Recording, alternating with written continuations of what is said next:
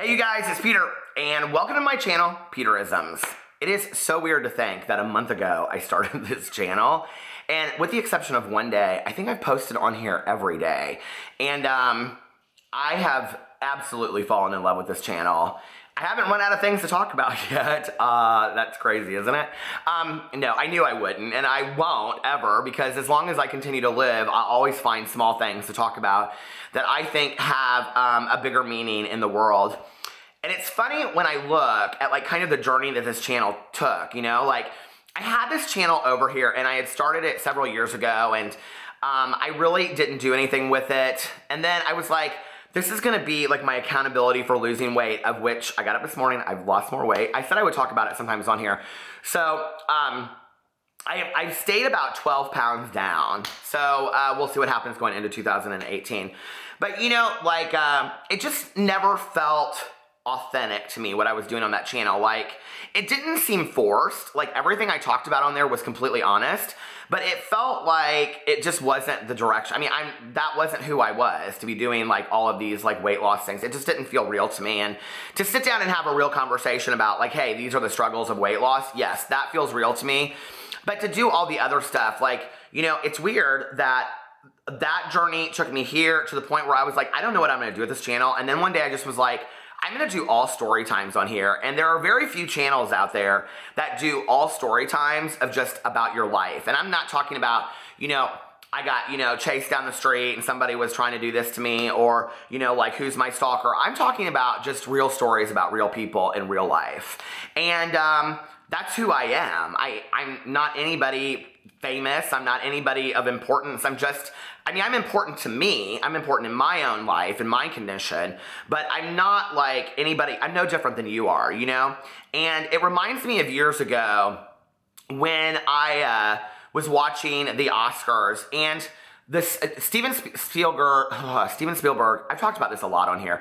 He like was part of giving this award to this guy that won documentary, and the documentary, best documentary, it had something to do with the Holocaust, and it was about this one woman's story. And the director that won it, he gave the award to this woman, and in her acceptance speech, she said, "I've asked myself for the last 50 years, why me? I am no different." And I think it's a really valuable lesson to ask ourselves on a daily basis, you know? We can all of us get a little arrogant. We can all of us get a little full of pride. We can all of us get a little entitled. Well, but why me? I am no different, you know? And it doesn't mean that anybody's better or anybody's worse. It means our journey is completely different. And I think that has to be such acceptance in that. And one of the messages I want to send out through this channel is how very, very important each one of your stories are, and how important your platform as a human being is. And, you know, I've said that recently, and I've said it over and over and over again because I really want people to understand that, okay? Your story is important no matter what it is. And this young lady came into my live stream last night. I think she said she was in her 30s, Mary. Hey, Mary. I talked about this on my main channel too. And she said in there that she heard me say, my story is important. And it started resonating with her. And so she started writing her story. And, you know, like that is so powerful to me, that one person's story leads to another person's story, and we just continue to like help each other. And like that's really the way that I want the direction of the world to go. And if I can be a small part of that, then that's all. Hey, I'm okay with that. Like I don't need any praise. I don't need any pats on the back. I just want to be a small part of moving the shift in that direction, you know? And so it's weird that this is where I ended up, that this is where the channel ended up, and that, you know, I love it. I love telling these stories on here. And so I want to share a little story with you. When my mom was sick, we had the last conversation, and she said to me, you know, I don't know what's coming next. And she said, you know, like none of us really know, no matter how strong our faith is. And I'm a believer in an afterlife, but she was like, we don't know what happens. And I said, well, maybe like if there is and everything is fine, you could send me a sign. And she said, oh, she's like, absolutely. And I said, okay, so let's come up with a sign. Well, my mom and I both loved cardinals, redbirds, which is funny because when I told my dad this story later, he goes, you might have picked a different bird. He goes, because Indiana, the state bird is cardinals. They're everywhere, right? But I don't really think sometimes it matters so much what the story is. It matters what you believe in. And So, anyway, my mom said to me, she goes, I'll tell you what. She goes, if there is an afterlife, I will come back to you, and I will come back to you as a cardinal, and you will know at specific times why I come back. And it will be at moments that I'm the proudest of you. It will be at the moments that you are doing something right. It will be the moments that I wish that I was standing right by you. But I want you to know that I'm watching you from afar, and I'm saying, right on, kid. And today, I was taking the dogs outside, and if you can see our back patio back here, it like overlooks the snow and the woods. And right at the end of the woods are two really plump, bright red cardinals.